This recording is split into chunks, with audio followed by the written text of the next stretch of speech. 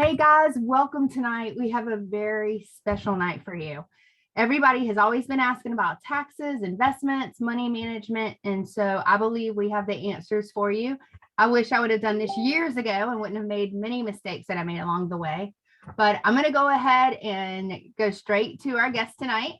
Steve Grant, my husband, is going to be introducing our first speaker. And thank you so much, guys, for being here. Yeah, Shan. So I'm Steve. I'm Shannon's husband, for those of you who have not met me. And I've been in the wealth management investment business now since 2002. And while I'm in wealth management investments, I'm not a tax guy. So we have our CPA here. He's going to start this off. His name is John Persons, and he has been instrumental in getting Shannon and I organized. I'll tell you a personal story about that later. Back in 15 and 16, he helped get us out of a hole tax-wise because we did not know what we were doing. And both of our businesses were beginning to escalate and we didn't set enough aside for taxes. And it was a stressful situation. So this is the guy that got us straight. His name is John Person. He's been our CPA basically since I started this business and since Shannon's business began to grow. So I'm gonna let him sit down in my chair and he's gonna chat with you guys for a few minutes about taxes. And then you guys can ask him some questions. And then I'm gonna come in and I'm gonna tell you how Shannon and I actually manage our finances, how we do it. And it makes it so easy for taxes. And if you follow the template that I'm going to share with you, you will never have to worry about having enough money for taxes ever. So I'm gonna let John sit down. I'm gonna get up and let him take it. Hello, everybody. My name is John Murphy Person. I'm a CPA here in Greenville, North Carolina. I've been in public accounting since 1999. I've been licensed since 2003. I have my own firm here in Greenville. Started my firm in 2006 up in Camden, North Carolina. In 2009, I came back to Greenville and merged with an existing firm here. And in 2012, I left that firm and I opened up the office that I practice out of today. I have an graduate degree in accounting from East Carolina University. Go Pirates. And Steve and Shannon, I've been working with them for a few years now. And Shannon reached out to me a couple of months ago and asked me if I would do a webinar for a couple of her friends. And I just learned that there might be up to 5,000 people watching this, which makes me a little bit nervous. A few disclaimers here. I am going to be talking completely on the wing. I do not have any notes. I have been at work this morning since early trying to crank out fourth quarter payroll reports and W-2s. It's been a long day and I did not prepare for this at all. So having said that, I think what I'm going to do is I'm going to talk a little bit about how you guys are going to be taxed in very general terms. And then I think what I'd like to do is open up the floor for questions. I'm not going to answer any specific questions due to liability concerns. I can provide you my contact information before this webinar is over with. And if you want to call me and talk to me directly, I'd be open to doing that. It's my understanding is everybody that's viewing this, or most everybody that's viewing this, is selling the Scentsy product. And there are going to be some tax implications if you're selling product. And I guess what I'll talk about a general structure to begin with. If you're engaging in a trade or business and you don't do anything as far as creating an entity like a corporation or an LLC, if you don't register an entity with your Secretary of State, then by default, the IRS considers you a sole proprietor, and you will file a Schedule C and attach it to your 1040, and you will report your business activity on that Schedule C. Schedule Cs can create additional taxes for people. So when you file a Schedule C, at the very bottom of the schedule, you're going to have a net income number, which is going to be your gross income less all of your related expenses. That net income is subject to income taxes at whatever marginal rate that you and your spouse might be if you're filing a joint return. And the net income is also subject to what we call self-employment tax. The self-employment tax is the piece there that gets a lot of folks when they file their tax return and they see they have a balance due. You can generally trace it back to the SE tax. SE tax, self-employment tax, is the sole proprietor's version of payroll taxes. It's your contribution to Social Security and Medicare. If you're working for somebody and you're considered an employee, when they pay you, they withhold 7.65% of your wages for Medicare and Social Security. And then your employer will match that 7.65% and remit a total of 15.3% of your gross wages up to a wage base for Social Security and Medicare on your behalf. When you're a sole proprietor, which I'm guessing a whole lot of you are going to be, you're responsible for paying that 15.3%. In addition to any income tax you might owe on the bottom line.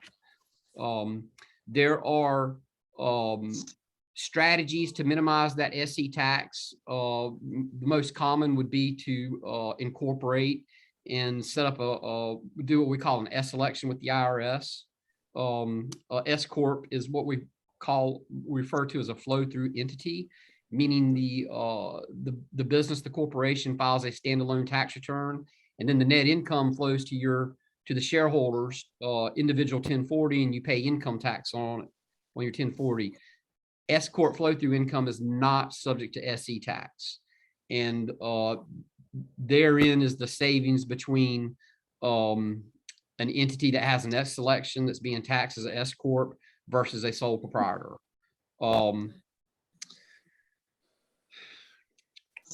Shannon sent me some questions here, and I don't know, Shannon, should I just go through some of these questions and just try to answer them in general? And then I think what I'd like to do is just open up the floor for questions. Is that good with y'all? Are y'all good with that? That's fine. Is that good for you, Karen? Okay. But before I go to the questions, does anybody want to ask me anything about what I just laid out?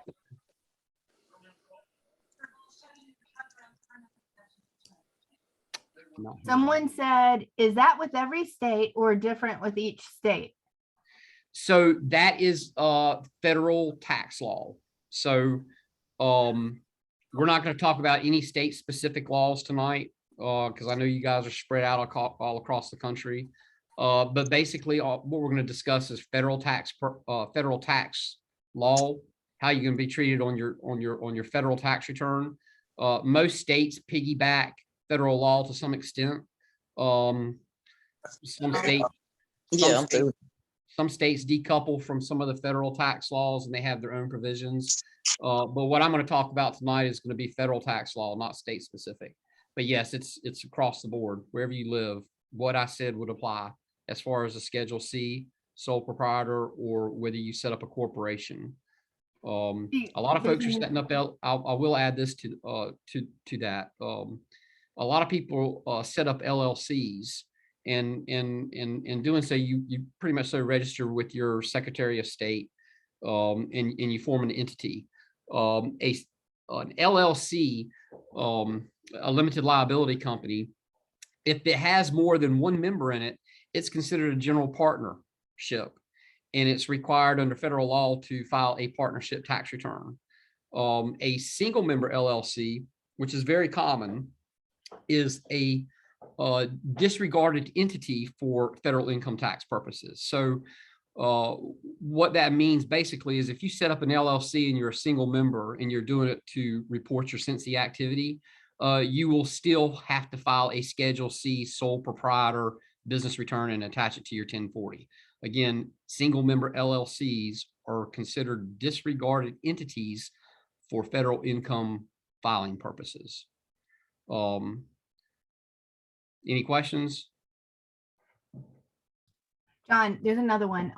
The 15.3%, is that every month or yearly?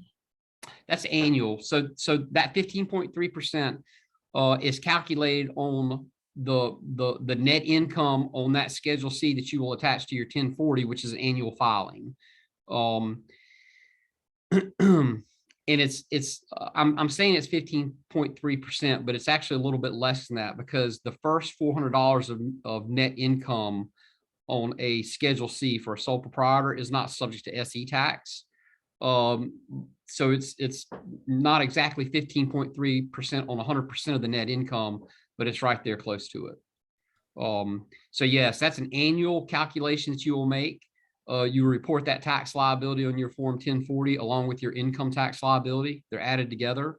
And you will pay it annually. I will tell you that the IRS, if you owe $1,000 or more on a tax return, regardless of whether you're in business or not, if you just have investment income, if you're retired and all you have is Social Security income and retirement income, if you file a return and you don't have enough withholding on it, and you owe the IRS $1,000 or more, they want you to file and pay quarterly estimated individual income tax payments. And so, for example, if I filed my 2020 tax return and I owed over $1,000 on it, in 2021, the IRS wants me to pay in $250 a quarter. So that in theory, on my 2021 return, if everything stays the same, I will have a zero balance due because I will have prepaid that $1,000 in quarterly estimates of $250 a piece. The IRS, I say, requires estimates. They're not going to come chase you down to get the money. If you don't make the estimates, you are subject to what they call an underpayment penalty, which is an interest factor. And so if you're looking at filing tax returns and paying taxes and your goal is to pay the bare minimum, if you owe $1,000 or more in your return from the prior year, you should be paying quarterly estimates. And those quarterly estimates are pretty much so divided. You take the balance of whatever you owed in the previous year, and that would be your quarterly estimate. Looks like a lot of people are asking one of the questions that I did send you about the LLC and the S Corp, which one's better, what to do. So if you want to run into those questions now that I sent you, you can do that. Okay, so going back to the LLC, as I said a minute ago, if you create an LLC and it's a single member LLC, it's a disregarded entity for income tax purposes, meaning it doesn't file a standalone business return. Okay, so a single member LLC is going to file just like a sole proprietor. You're going to file a Schedule C. All right, and you're going to be subject to the SE tax on the bottom line. What a lot of people do, there is a tax advantage to forming an LLC or either forming a corporation and doing what we call an S election. And the advantage is that the net income from the S Corp flows through to the 1040. All right, it gets reported on your 1040, the net number does, just like the net number on a Schedule C. But the income from an S Corp is not subject to SE tax. You only pay income tax on it. Okay. And so there is advantage, there is a tax savings to forming an LLC or a corporation and doing an S election. You can do an S election on either one of those entities, whether it's an LLC or a C Corp. When you do that S election, again, the net income flows through to your 1040. The business files a standalone tax return, and whatever the net income is, it's an S Corp return. And whatever the net income is on that S Corp return, that net number flows through to your 1040. You pay income tax on it there, but you do not pay self-employment tax. And that's the big difference really between a sole proprietor, single member LLC that's filing a Schedule C versus an LLC or a corporation that has done an S Corp election and is filing a standalone return. Okay, so I have a couple of questions about that. Is there an annual income level you recommend reaching before incorporating? That's one of them. Does the IRS send the estimate for quarterly payments, or are we responsible for setting that up? And how long does it take to file for the S Corp? I was trying to hit all those at one time. Okay, so I'm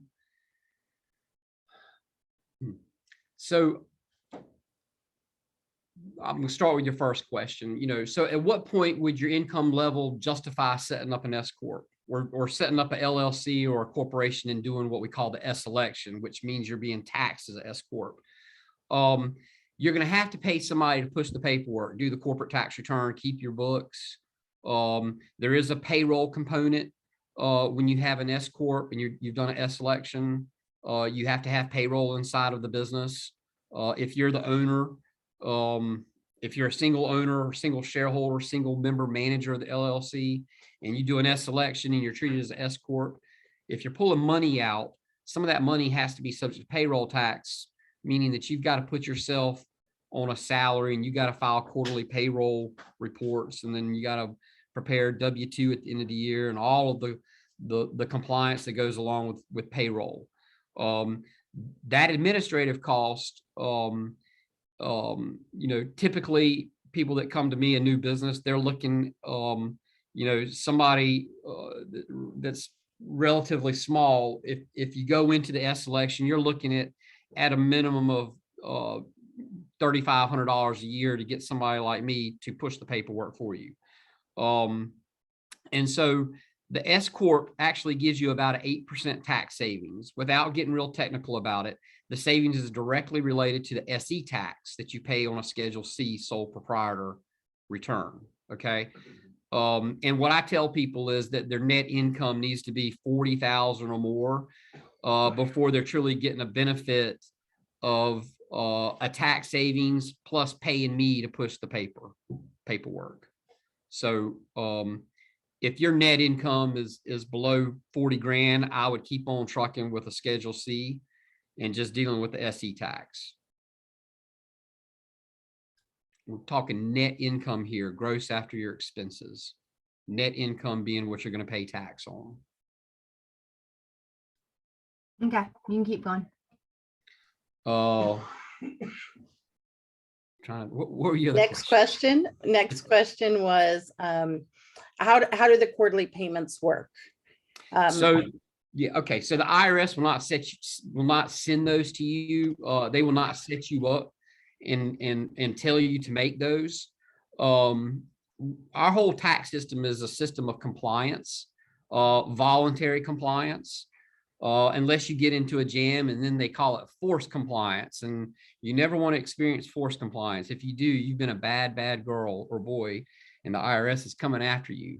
But basically, when you have your tax return prepared, if you owe $1,000 or more, then you should ask your tax preparer to set you up on quarterly estimates for the following year.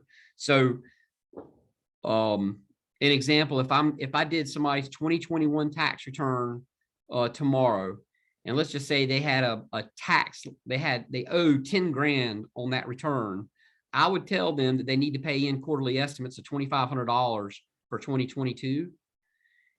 So that in theory, if everything remains the same, they've prepaid that $10,000 that they owed on their 2020 return when they filed their 2022 tax return. And so it's the estimates are voluntary.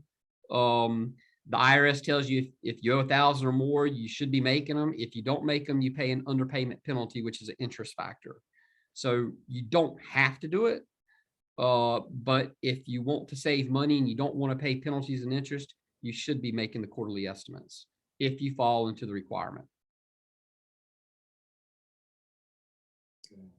So next question I see is, so June's asking, maybe perhaps she wants to set up an S corp. How long would that process take her? And is there a certain time, she didn't ask this, but I'm gonna throw it in because I know some people are asking, is there a certain time of year that it would be smarter to do that? So the question is borderline a legal question, and I am prohibited from giving legal advice by the CPA North Carolina Board of Examiners. Okay. So I'm not allowed to actually incorporate people. Again, that's considered legal work, and you should talk to an attorney about it. But ideally, ideally, the way you set up a corporation is you file the required paperwork with your Secretary of State. Okay. And here in North Carolina, you file the paperwork. I believe it's like a one page that you file with them. And I think there's a filing fee of $125 here in North Carolina. And when the Secretary of State gets it, they pretty much say rubber stamp it. And, assuming you have filled out the the articles of organization or the articles of incorporation, they will send you back an approved notice saying that you are now incorporated in North Carolina. Once you do that officially, you have created the corporation or LLC at that point. You know, if you were starting your business on January 1st, I would tell you, again, you know, depending on what your income level is, if you're going to be high income, then I would suggest that you start that corporation effective January 1st, and utilize it for the entire year. A lot of people will start a business and they will operate as a sole proprietor, and then they realize they're making a lot of money, and they, you know, they talk to an accountant or CPA and they suggest they incorporate and do the S selection. They may do it 6 months into the year, and technically in that case, what you should be doing is reporting the first 6 months of activity that you conducted as a sole proprietor on the Schedule C, and any activity after the formation of the corporation would be reported on the corporate tax return. And we 100% don't want to put you in a situation where you're answering questions you're uncomfortable with. So again, feel free to just say, not comfortable, can't answer that question. You know, here's why. Another question that I see, Holly's asking, you know, if you're really not sure, I'm going to word it my way. If you're really not sure where to start, is the IRS website the best place to find the categories for good record keeping for tax deductions? Do you?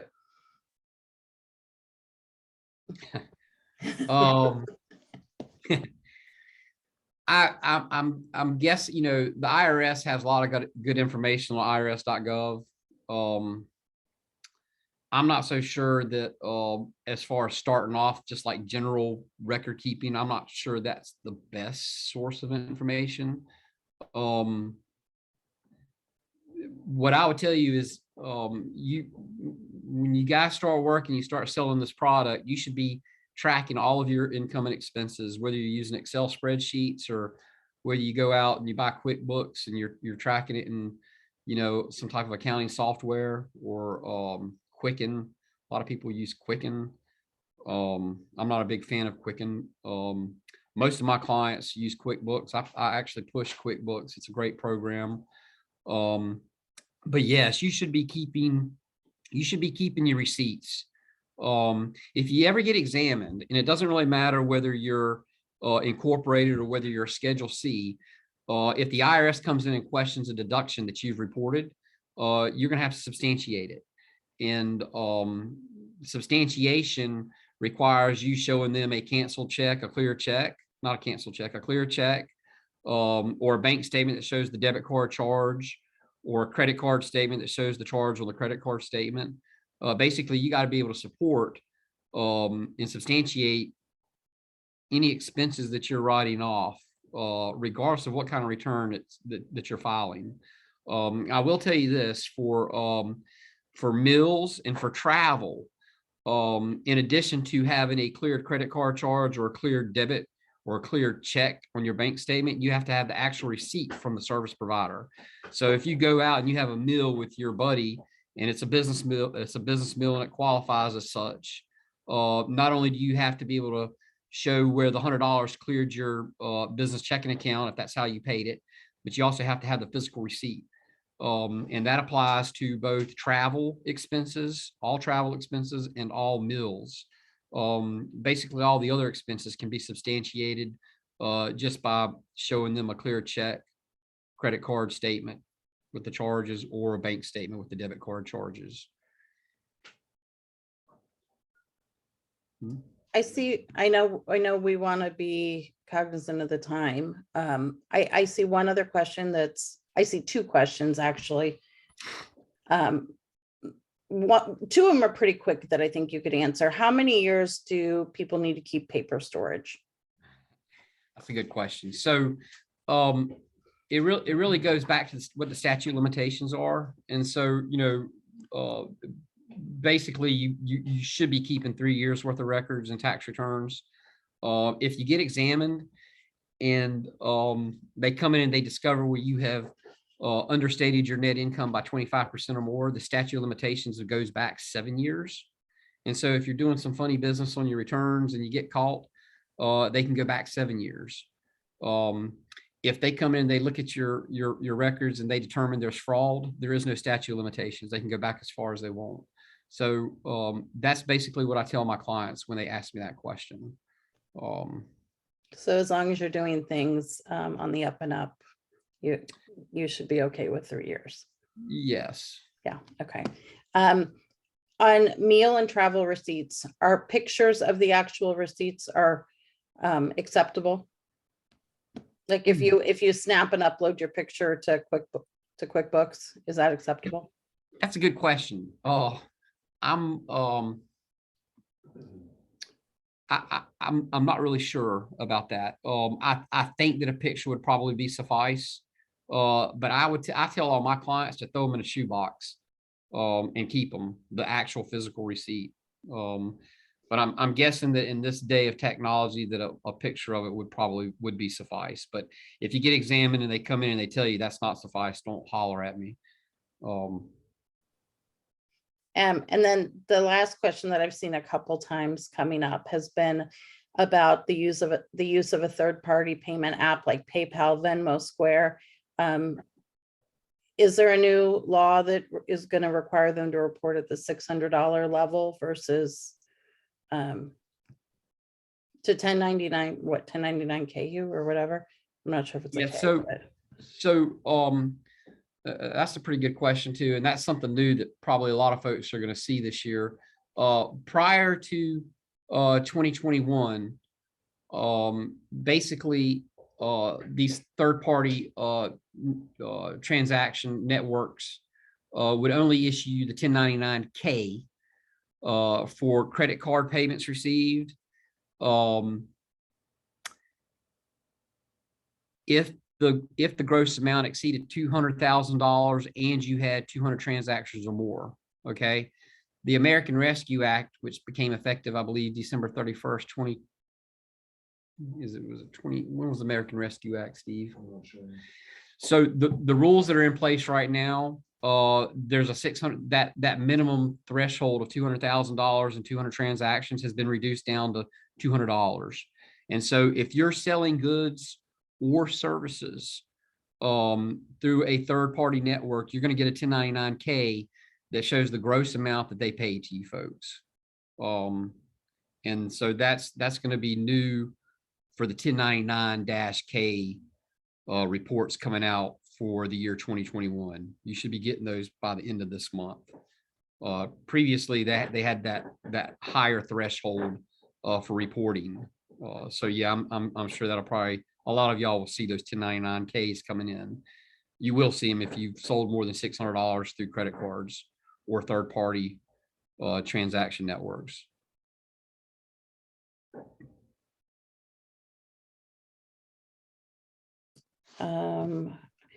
We do have a couple other questions that have come in, but I know we're at the 30-minute mark. So let's see. Let's go ahead and swap at this point. And I think we could make, Shannon, what do you think? We're going to capture all these additional questions and maybe we could pass them over to you guys afterwards.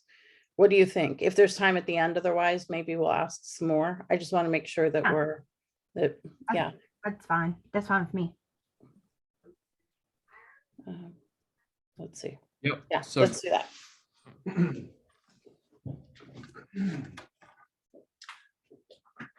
Okay, everybody. So what I'm going to tell you, I'm going to do a much higher level overview than John did, a lot less specific. So I'm going to tell you how Shannon and I logistically run our financial household together every month and how we interact with our CPA and what that looks and feels like. And I'm going to share my screen in just a second, but I'll tell you a story. So I was with a company called Edward Jones from 2002 to 2012. And I left and opened up my own shop. And I basically started over again. It was just getting good at Edward Jones kind of before I left. And then I started over. And in 2015, I think it was, I was just beginning to have a breakout year. I was kind of getting my little hyper growth. And I had one particular month where I made just a giant chunk of money in 1 month, more than I made the entire previous year. And I did not adequately plan for the tax burden of that. I did not set enough aside. I had all this money in my bank account. I felt really, really wealthy, and everything's good. Taxes are next year. It's going to keep going. I've got plenty. There were some other things that went on around that time as well that were contributing factors, but that's the main thing. And so the next year in 16, John tells me, hey, Steve, this is how much money you owe in your taxes. And I was completely flabbergasted. I didn't have enough money to pay it. And I could not understand how Shannon and I could be doing fairly well. It was still early on, but fairly well. And I didn't have enough money to pay the taxes. And I'm a wealth manager, for God's sakes. I'm supposed to know this stuff. So we put it on a payment plan. So I'm paying taxes all through 16 that I generated in 15. So I'm basically a year behind and I'm paying it.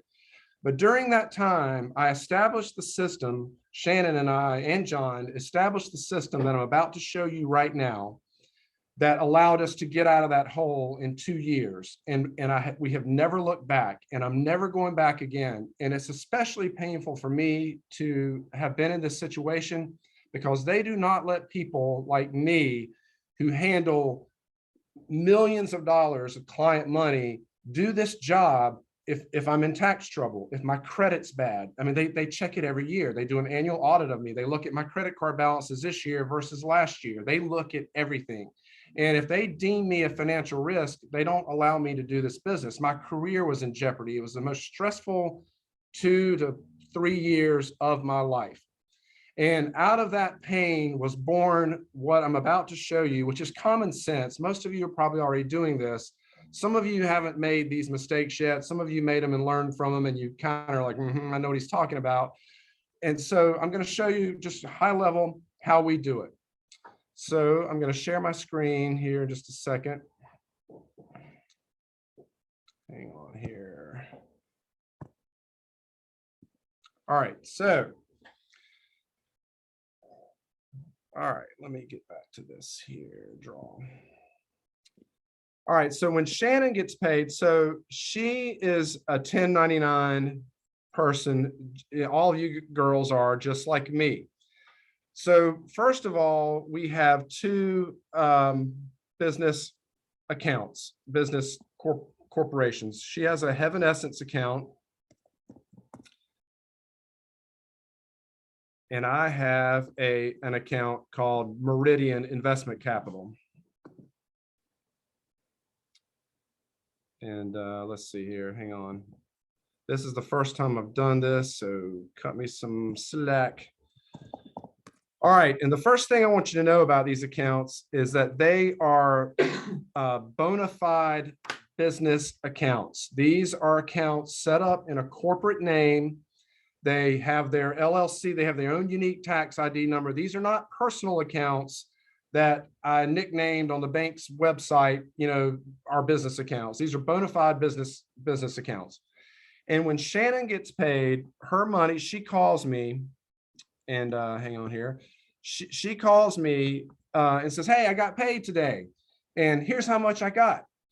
And sometimes she keeps some back to in her Scentsy pay portal or her pay card or whatever to pay for inventory or to Scentsy success or whatever is going on.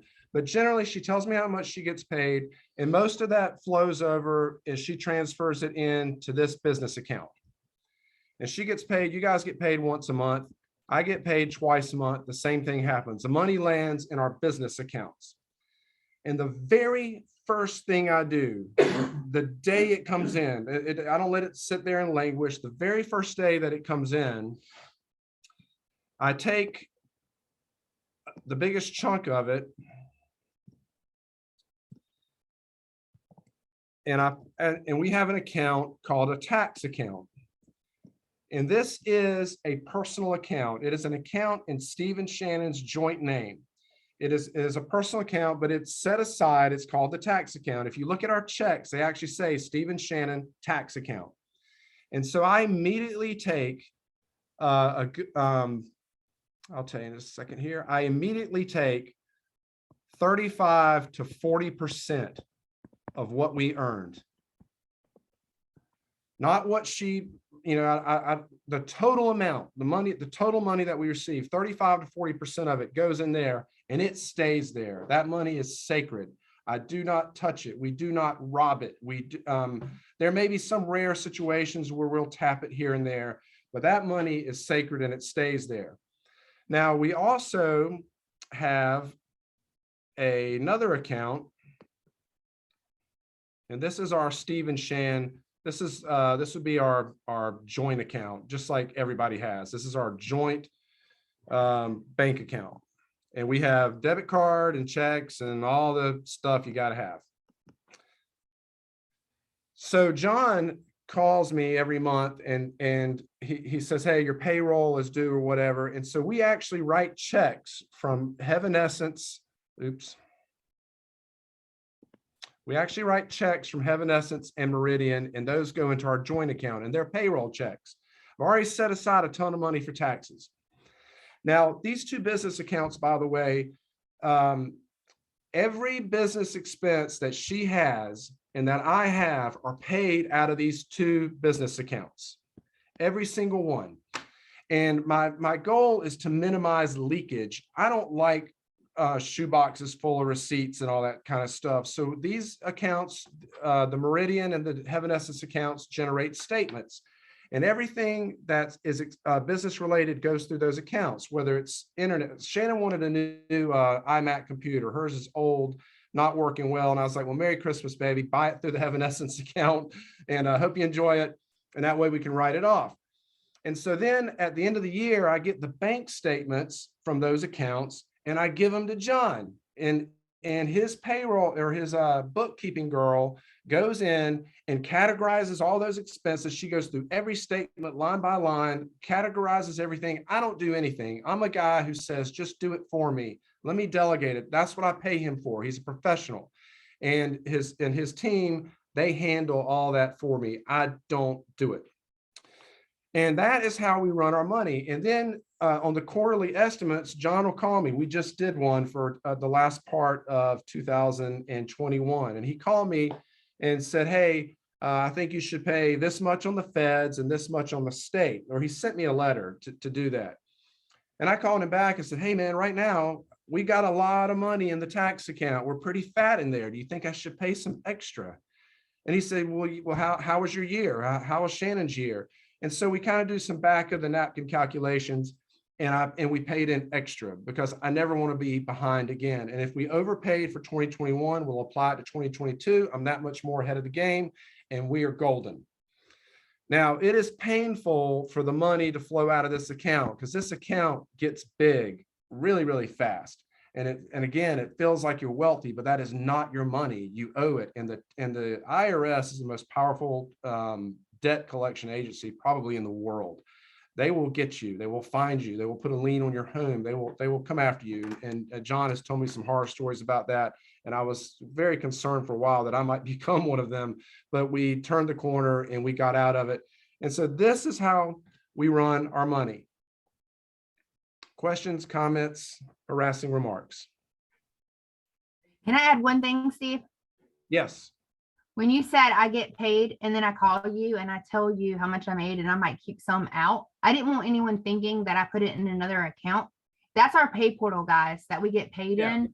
So if I made $800 and I decided to keep $20, I would keep $20 in it because you know how we can use it to buy product and to buy our business supplies. So John gets a copy of my history and my transactions from my pay portal account as well as Essence. That's what I wanted to say. I didn't want you to think there was another account in there. Yeah, my bad on that, Shan. That's right. Yeah. So that is what I meant. Yeah, the pay portal.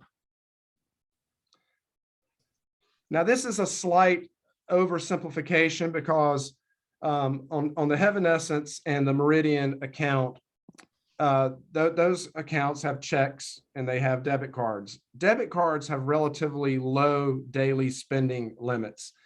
So we also have a business credit card, and Shannon has one and I have one. And anytime we travel, we use those. So yeah, so we do have a credit card as well, and those statements go to John and his bookkeeping girl as well, so that they get factored into the whole thing as well. And I'm going to add one more thing. The reason that Steve got a business card is because I could not rent a car and I could not stay in some hotels with just a debit card. So he told me that was the best thing to do, was to have a business credit card, because normally we don't like to run up debt on credit card. Yeah, and we pay those off every month. And the other thing about the credit card is we do business with a small bank, and if we're in Greenville one day and in St. Louis tomorrow, sometimes we would go to use our debit card, and even though there's plenty of money, the bank thinks it's some kind of fraudulent cross state line transaction or something, and they would just decline our card randomly when we would travel.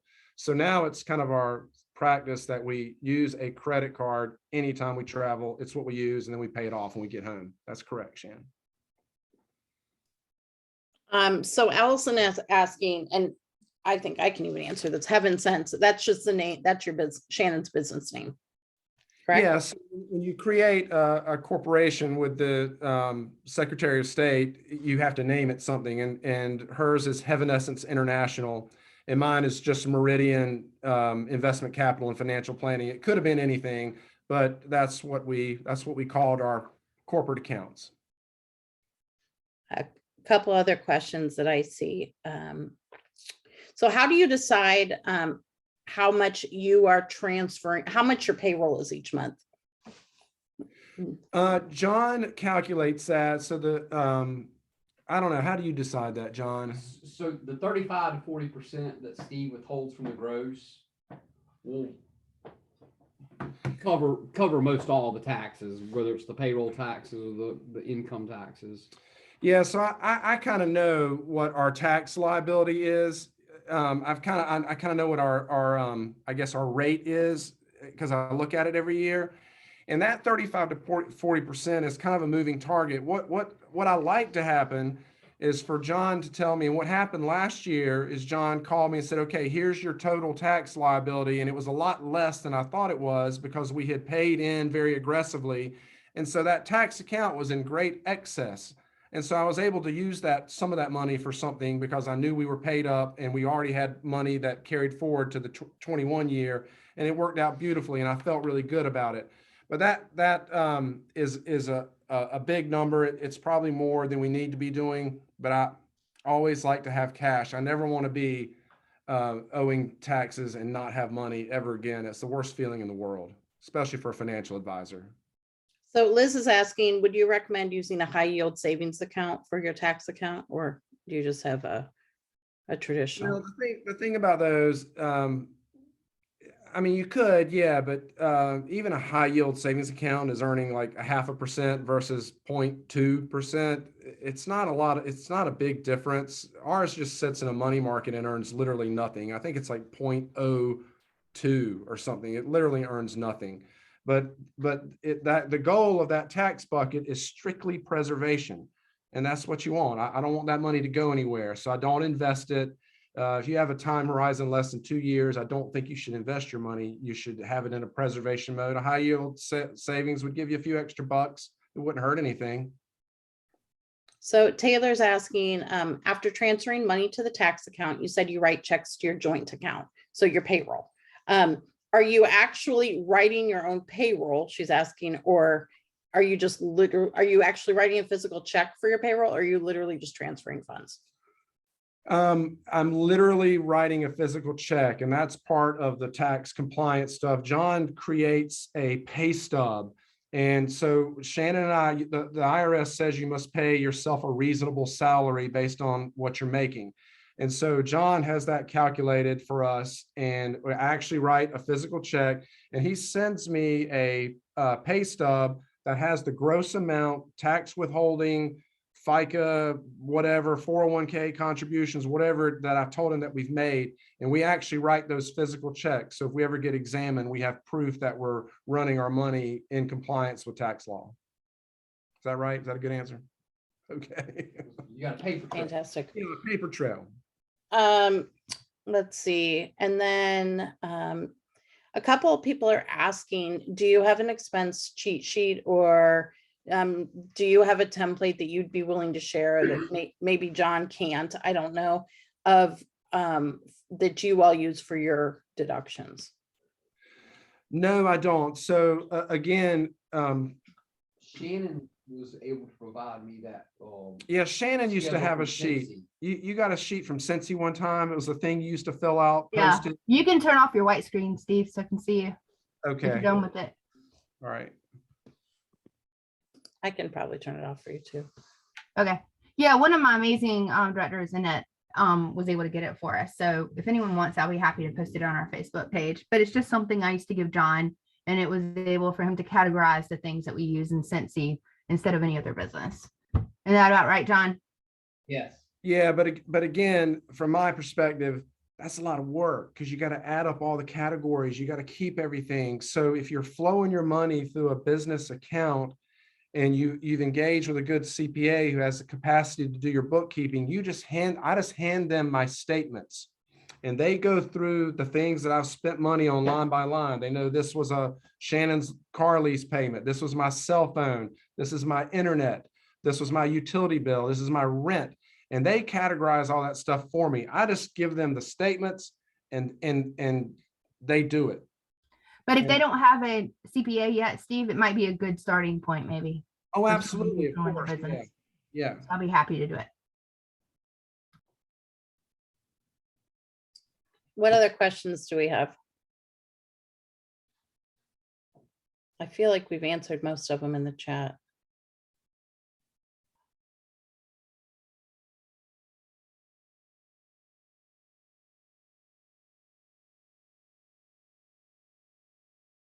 I see tax questions. You did a good job, Steve. Okay. Yeah, you both did a fantastic job. Thank you. Let's see. A question just popped up that said, how do you go about finding a CPA? You might want to ask people that you know that are successful for good referrals. I kind of knew John from a way back. We had a history, and when you go talk to a CPA, you're basically interviewing them if they're going to be suitable for you. And it's worked out great. We've had a great relationship. It's very informal. He has been doing our stuff long enough that he understands what we're doing, and I understand what he's trying to accomplish for us. So it makes the relationship very, very easy. Like I said, he'll just call me and say, hey, how much money you got in your tax account? We need to pay some in. And I'll say, well, I have this much, but I don't want to pay that much, and we'll almost like negotiate sometimes, what I should pay in. And he makes sure that we do enough to stay straight. I see a couple more, and your relationship's fantastic. I love that. And it's important that you feel comfortable with your tax advisor, right? Like your tax person, that's important. What about, I see a couple other questions about, and they're tax questions. We'll come back over here. Yeah. So Liz is asking, and again, if you can't answer any of these, that's fine. But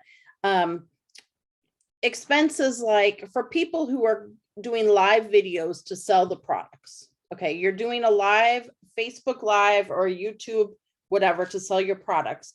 Are personal expenses like makeup, hair products, or Peloton subscriptions a write-off?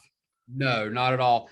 Anything that any type of expense that you're incurring that has any personal use involved with it whatsoever is non-deductible. For example, if you're if you buy a suit and you came to me and told me you wanted to write off your suit, I'd look at you and ask you if you wore it to church last Sunday. And if you tell me yes, I say no, because there's personal use in wearing the suit and going to church. So no, if you're a TV personality or a media personality, then makeup, all those things you just listed would be deductible. But I think somebody that's selling products at your level, I think that would be a very aggressive position to take on your return. I've done returns for media personalities before, and we did write off their hair and their makeup. A lot of that was being done in the studio, and it was required for them to do their job. But generally, any type of expense like that like if you buy a thing of makeup and you use it for your webinar, and then the next day you get up and you're using it for the next couple of weeks to go about your daily life, then that's personal use of it, and so it would not be deductible. What about cell phone? Should you have your business cell phone, should it be on a separate plan, or it can be part of a family plan and you write off part of it? So if you got a family plan and you're paying for multiple people's phones that are not related to the business, I would, and you were my client, I would ask you, let's take a percentage of the bill and write that off. But I would not write 100% off of it. I would not write 100% of that bill off if there are other parties on the bill. I would try to narrow it down to your percentage use of it. Oops. And then we've got a couple of people, I think, who maybe don't have a CPA and are curious about how that relationship works. So is it a monthly payment, an annual payment? Do they all do bookkeeping? What kind of information from a personal business perspective? If I wanted to hire you and have a relationship with you, and would you charge me monthly? Would quarterly? How would that work? It just depends on, it varies. I have some clients that pay me quarterly. I have some clients that pay me monthly. And I would say the bulk of my clients, the bulk of my individual returns, my individual clients that file a Schedule C sole proprietor, they pay me annually. Unless we're doing sales tax or payroll taxes, and then the billing's more frequent. I have some folks that I do the full accounting services for, and they pay me annually once a year. It just depends. It really depends on the individual and the relationship that I have with them. So I'm most CPA firms and most CPAs, including myself, we put a value on our time, and that's what we bill you. And when we put time in, we want to be paid like anybody would. A lot of folks are probably a lot more rigid than I am as far as billing and collections and so forth. I'm a little bit of probably an oddball when it comes to CPAs in that respect. So I try to work with my clients. If they don't have the cash to pay me, then I tell them to pay me. I'll tell them to pay me when they can, and generally that works out. And if it doesn't, then I kick them to the curb. They get fired. So just, and then Shannon, I'm going to pass it to you to ask a couple of questions in the chat. But so Kendra's saying, just to reiterate, if you're making under about 40,000 net profit from your Scentsy business alone, you're probably better off continuing to file the Schedule C and pay self-employment tax versus. That's about the threshold that I talk to people about. Yeah, between 35 and 40,000. Again, I use that number based on how much I'm going to charge somebody In a break even, yeah, for a step up in their services. And so, if you're looking at paying me, $4,000 a year, that 8% savings that I was referencing earlier, you got to take into account what you're paying somebody like me to push the paperwork to see if you're actually getting ahead. I mean, it would make no sense to pay me $4,000 a year with a net income of 10 grand. I'm not going to, the tax savings is going to be less than my accounting fees. Yeah. Yep. Do you want to ask Shannon a couple of the questions that are dropped in the chat maybe? Don, why don't you explain to them about fundraising? Because I know that I've done a lot of fundraisers too, but they're just wondering like what they would do. How do they write that off? What would it go under? Is it best to write it to the nonprofit, business? How would you explain fundraising for someone? Yeah, so I don't do a whole lot of not-for-profits. I am most of my work is focused on for-profit business. And so when you're doing fundraising, I need to be general here. When you're out there soliciting money for a cause, typically part of your solicitation is asking for money, and whoever's writing that check, they're wanting to know whether it's deductible as a charitable contribution. Okay. And the only time it is deductible as a charitable contribution by the donor is if it's paid to a 501c3 charitable organization. So if you're out there soliciting money for your friend's dog that got ran over for the vet bill, the money that you're collecting is not going to be tax deductible by the people giving it to you. So Shannon had an issue where she was raising money, and I think we figured out about how we were going to account for it this year. But I told her that, unless you are a 501c3 not-for-profit charitable organization, you should not be soliciting donations under the guise that they're deductible by the person giving you the money. And if you want to do that, then you should contact a charitable organization that's their job. There is a group here in Greenville, Steve, is it the Greater Greenville? There's a charitable organization here in Greenville that acts as an umbrella. And so if I wanted to raise money for a cause, and I didn't have my own 501c3 organization set up, I would go to them and I'd say, hey, this is what I want to do. I want to raise some money. And they would actually run all of the money through them. They're like a conduit, basically. They would collect the money and then disperse it out and then account for it accordingly on their books. You guys are in a business. You're in a trade, what the IRS considers a trade or business, and you really shouldn't be taking in money for charitable purposes. You should keep that off the books and out of the business, bottom line, because you're not charitable organizations. You're not set up like that. Okay, I'm going to go to one of the questions that I had sent you in an email that someone just sent me again. I do mostly events and I didn't collect sales tax at my events. Can I put that with my events? Does that make sense? No, but I'll tell you, if you're out there selling product,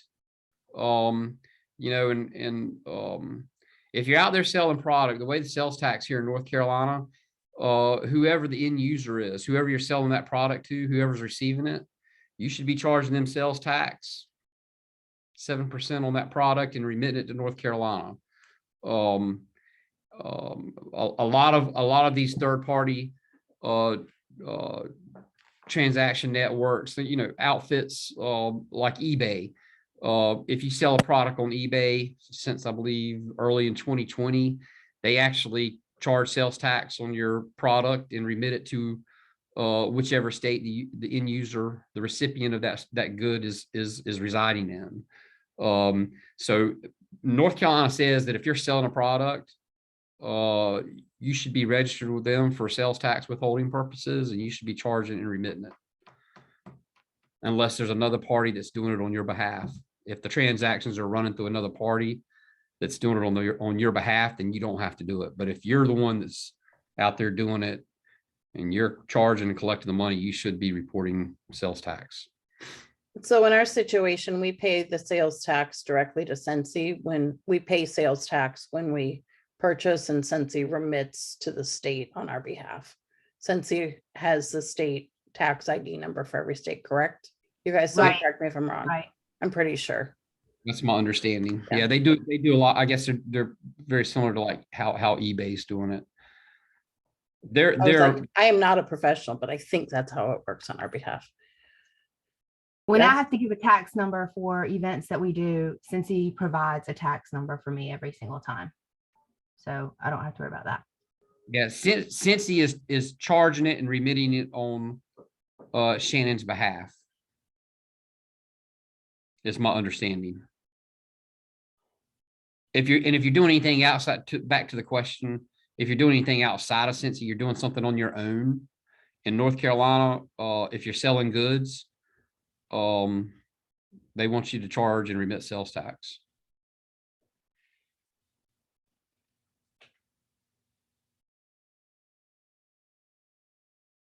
And the determining factor is who's making the sale and who, who.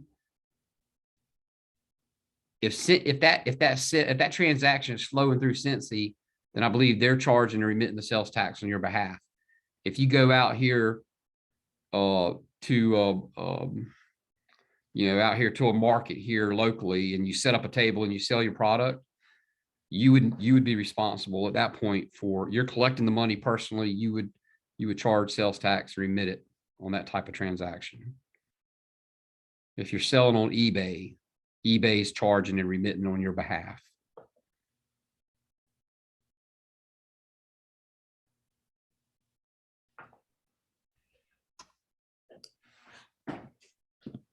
Anything else you see, Shannon?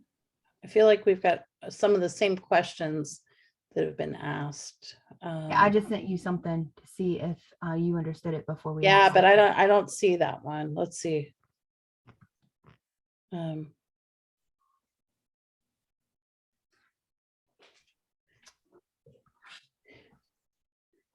Let's see. So we talked about Venmo already and PayPal. We're I not don't required see, to keep I don't see the inventory. question about that, about inventory. Shannon, do you want to? Basically, I don't have to worry about inventory. Can you explain, John, about that? You know, a lot of people last year with COVID, or the year that we got quarantined in 2020, they were ready to make you do events and things, and then we got shut down, right? So some people were concerned about having inventory. Would they get in trouble? But we're not required to have inventory in our business. They don't want us to, really, unless how would you answer that, Karen? I don't even see the question. That's where I'm stuck. I mean, inventory is not something we're encouraged to hold in our business. It should be a through transaction business, unless we're doing an event of some kind. If the way Scentsy is set up, we should have a customer for all of our purchases. So we're kind of the middleman between, they tell us what they want to order, we order it, we distribute it to them, or they go to our website and they order and it's shipped directly to them. But I don't see the question about inventory. I've looked twice. Okay, it popped up. I'll have to find it. Anyway, I don't really want to go there because it's a muddy thing. So with, people feeling like they have to count it for taxes, or if they have it at the end of the year. I know there's something, John, that you've told me about companies that have to have inventory count at the end of the year, right? Yeah. So I'm going to tell you the general rule on inventory. If you're in the business of buying and selling inventory, the IRS will not allow you to take a deduction or expense that inventory until you sell it. Okay. And so really, if you go out if you operate on a calendar year end and you go out on December 31st and you buy $10,000 worth of inventory, you should not be expensing that inventory until you sell it. And so if you sell it in the following year, that's when you would take the deduction for buying it. So you can't deduct inventory until it's sold. That's the rule. The strategies behind that are to minimize your inventory at year end. Don't buy a whole lot of inventory in the fourth quarter. Don't get stuck with it at the end of the year. And but when you start talking about inventory, again, you cannot write inventory off until you sell it. And so if you have a timing difference when you buy it in the end of your tax year before you sell it, then you're sitting on it and you can't deduct it again until you sell it. it's really an issue if you're buying up inventory towards the end of the year and then you're sitting there holding it at your tax year end. That can be a problem. That was I don't- perfect. And I want to, again, be cognizant of your time because we've taken an hour and 5 minutes so far. Do you want to answer any more questions? Or, I mean, I think you guys have been super thorough. I think we're just getting some, let's see, some questions. So we'll ask this question. Consultant buys a Scentsy bar to make samples to use as advertising. They're going to make samples, send them to their customers. I'd write it off. Okay. Yep. When you, going back to what I was saying earlier, when you're buying inventory to resell, you cannot expense it and write, or rather write it off, whatever you want to call it, expense it, write it off until you sell it. If you're buying a bulk of inventory and you're taking a piece or two, or if you just bought one bar of soap at the end of the year and then or towards the end of the year and then you used it for samples and gave it out, I would write that off. Perfect. Yep. You know, you're also, you know, and I'll add to that you also have to look at it in the terms of materiality. You know, so if you go out and you buy a couple $100 worth of product that you're giving away, or, you know, samples or whatever, I would write that off. I would say that's not a material amount of inventory to worry about tracking. But if you go out and you buy 10 grand worth of candles or soap at the end of the year and you're just sitting on it, the IRS says you can't write that off until you sell it. Let's take this as a last question. Consultant is brand new. First year, did not adequately track mileage. Can she claim mileage on her taxes if she lowballs the number? Yeah, you can. If you get examined, they're going to ask you for a log. And if you don't produce the log, they're going to disallow the deduction. So the IRS, it was about 5 or 6 years ago, they came out and they changed the rules as far as record keeping and mileage goes. And basically you could report your business miles on your return. And if you got examined and you didn't have a log, then they would allow you to put one together. Okay. Now your records have to be contemporaneous, meaning that you should be keeping that log every day or once a week. You should be sitting down and writing down where you went. And as far as log, you need to have the where, when, why, you know, and who are you going to see, where, when, why, and who. And yeah, I would tell you, if you know, when you start talking about doing estimates for mileage, I'm not going to give you advice either way or another. I'm just going to tell you that if you came in, if they examined you and you didn't have a log and you cannot substantiate what you're claiming, they're going to disallow it. So John, we have one more question.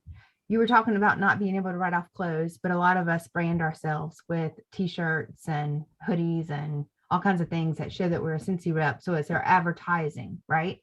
So uniforms are different. If you have your company logo on it, hats, t-shirts, that sort of thing, that would be considered a uniform, but it's got to have a company logo on it in order to make it deductible. All right. Perfect. I say let's wrap it up. We're so appreciative of your time. Both of you, thank you so much. Shannon, do you want to go close it? Yeah, thank you so much, Steve and John. You just don't know how much people have been asking for this for many years. And I really appreciate the time that you guys gave. Do you want to tell them anything to wrap it up if they want to get in touch with you or have any questions or want us, Karen and I, to get the questions and get them to you? Is there anything you want to share? Shannon, you can give them my contact information if they want to reach out to me via email or whatever. I'll try to respond to them. I will tell anybody that's watching this right now, I'm entering my busy season, and I'll try to, you know, I I don't want to give out advice to people that are not paying clients. Yeah. And so I'm going to prefer, I'm just going to lay that out there. You know, if you have questions or you feel that you need the services of a CPA, I would encourage you to go find one in your local area, like Steve said earlier. If you're local here to Greenville, or you know, you want to talk to me about working with me, I'm open to it. I have clients all over the country. Actually, I have clients in Alaska and California and all up and down the East Coast and Utah, and I have clients everywhere. And we make it work through technology. So Shannon, you can pass out my information if somebody's asking for it. Okay, Yeah. perfect. Well, thank you guys so much for being on here. That's it, really. I just thank you guys. You want to say anything, Karen? No, just have a good night. Thank you so much again for your time. We appreciate it. Absolutely. Thanks for having us. Okay. Bye.